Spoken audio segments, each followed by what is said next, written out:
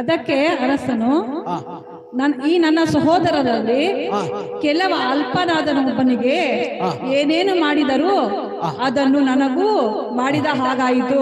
ಯೇಸು ಸ್ವಾಮಿ ಇಲ್ಲಿ ಹೇಳ್ತಾ ಇದಾರೆ, ನಾನು ಹಸಿದಿದ್ದನು, ನಾನು ಬಟ್ಟೆ ಇಲ್ಲದವನಾಗಿದ್ದನು, ಅನಾರೋಗ್ಯದಲ್ಲಿ ಬಿದ್ದನು, ನಾನು ಸೆರೆಯಲ್ಲಿ ಬಿದ್ದನು, ನಾನು ಎಲ್ಲರಿಂದ ದಾಗದಿಂದ ಬಟ್ಟೆ ಇಲ್ಲದೆ ಅನೇಕ ಕಷ್ಟಗಳನ್ನು ಅನುಭವಿಸಿದೆ. ಕೆಲವರು ಹೇಳ್ತಾರೆ, ಸ್ವಾಮಿ ನಿಮಗೆ ಯಾವಾಗ ಬಂತು ಈ ಕಷ್ಟ?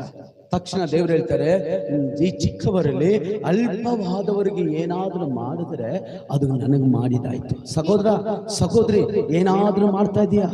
ಆತ್ಮಗಳಿಗಾಗಿ ಅಲಿದು ಹೋಗುವ ಆತ್ಮ, ಕೆಟ್ಟು ಹೋಗುವ ಆತ್ಮ, ಯವನಸರು ಬಾರ್ಗ ಹೋಗ್ತಾವನೆ, ನಿನ್ನ ಗ್ರಾಮದಿಂದ ಬಾರ್ಗ ಹೋಗ್ತಾ ಇದ್ದಾನೆ, ದುಃಖ ಆಗ್ತಾ ಇಲ್ವಾ?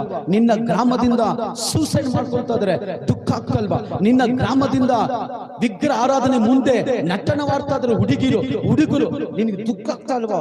ಬೈಬಲ್